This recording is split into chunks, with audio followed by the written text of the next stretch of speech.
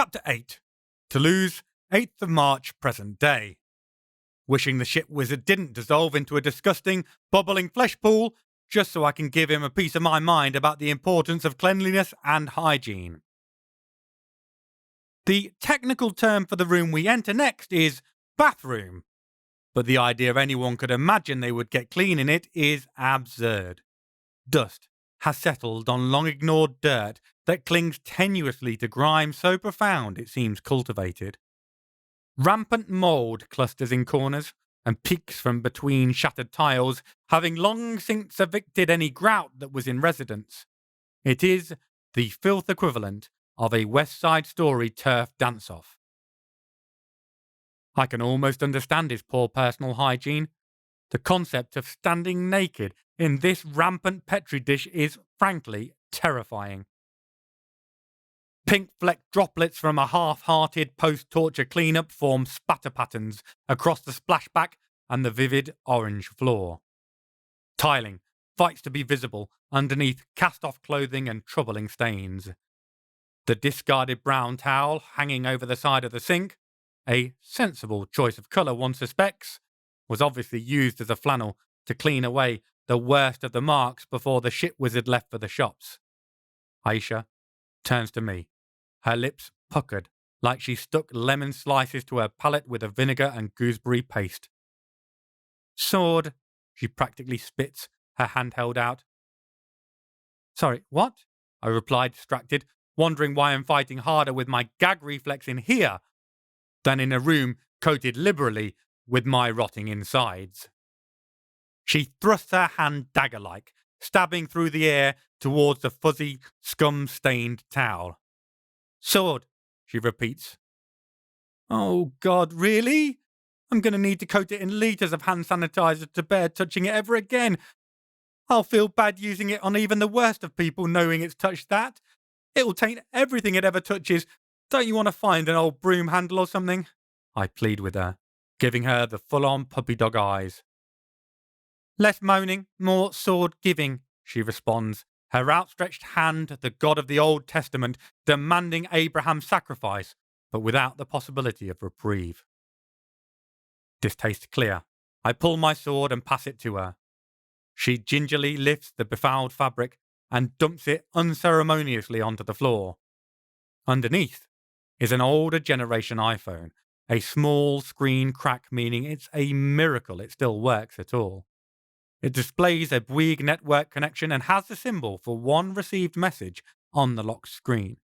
I check and breathe a sigh of relief when I realise it's sufficiently recent to allow fingerprint locking. There's only one way to get access to the information stored inside it. I slow my breathing, calming myself as I close my eyes and enter my mind palace to relive my recent torture in slow motion. Not my preferred leisure activity for a Tuesday afternoon. It is impossible to live for 800 years and hold on to all your memories. The first time you realise you've lost something precious, that some inane fact booted the face of your first love or the smell of your mother's kitchen out of your brain, or that the memory just disintegrated under the weight of time. It's a blade to the heart.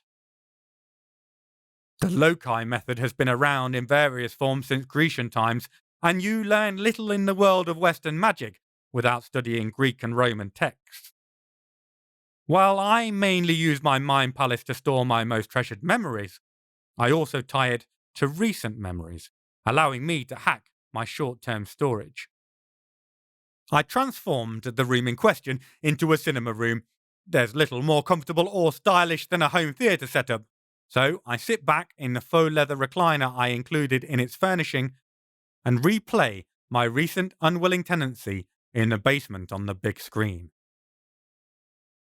My host was nothing if not animated, insanity having driven him to ever higher extremes. I watch as he waves his hands in my direction, waiting for the right moment. When it aligns, I mentally pause and study the concentric designs of his fingerprint, rubbing and kneading my thumb as I do so. I feel the tip becoming plasticized, then like putty as I invest my talent, reshaping it and modelling a new print in the physical world. Normally, when I am inside someone else's wards, using my own talent would be exhausting. I'd need a good long lie down, a hearty meal, and a couple of cold pints to get myself back in the game. But the wards covering this house are shit, and outside of them is to lose. Talent isn't evenly distributed, and study only gets you so far. The three of us are top tier, the magical equivalents of the Duracell bunny. The shit wizard was more like half a mouldy lemon with an electrode stuck in it. But right now, it's like I'm not running off of my stored power. I'm hooked up to the mains. To lose is mine. And inside my territory, I can pull off stuff like this all day long. Long story short, don't fuck with me inside the city boundaries. I mean, if you value your life expectancy, avoid fucking with me as a rule of thumb. Otherwise, I'm likely to snap yours off and shove it up your nostril. But that goes doubly so in Toulouse itself. My eyes open, and I put my thumb on the phone's scanner. The screen lights into existence, and I'm free to search out its secrets. It is a sparse and barren trove. The internet icon is either unused or cleaned out, and the only other applications are the phone's text and telephone icons. Someone has scrubbed everything else.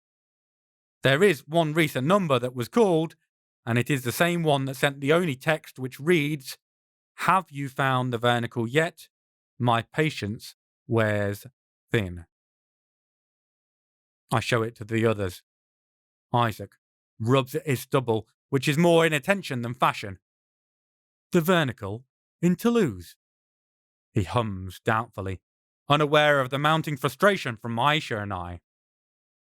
Aisha does a rolling motion with her hand. "Which is," she prompts, incredulous that it is necessary.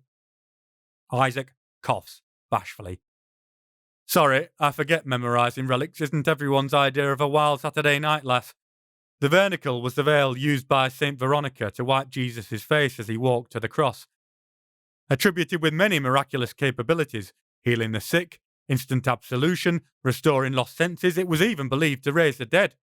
Stored in the Vatican for the longest time, but lost in one of those seasonal ransackings that were all the rage around the 15th century. I think they have a copy still, but even they acknowledge it isn't the original nowadays. There are a couple of other imitations around, one in Vienna and one in Spain, that are believed to have properties in their own right, but most believe the original got burnt during the looting of the Vatican. So we now know, at least, how a dickhead like the incredible melting mage got such a runic upgrade with a kick-ass curse thrown in to sweeten the deal. He was a minion Shiticus, otherwise known as the common or garden lackey. No doubt, someone fed him enough knowledge to gain a little actual power, which would have been all that was required to get him to sign his soul away. I look again at the number we have on the phone. The question now is, do we ring his immediate superior and demand to speak to the manager? "The service was pretty awful, Paul." Aisha gives me that lip-twisting, fleeting grin that makes me pity the fool who messes with her. "I don't think a poor TripAdvisor score is going to cut the mustard, to be honest." I suck in a breath, pause, then hit redial.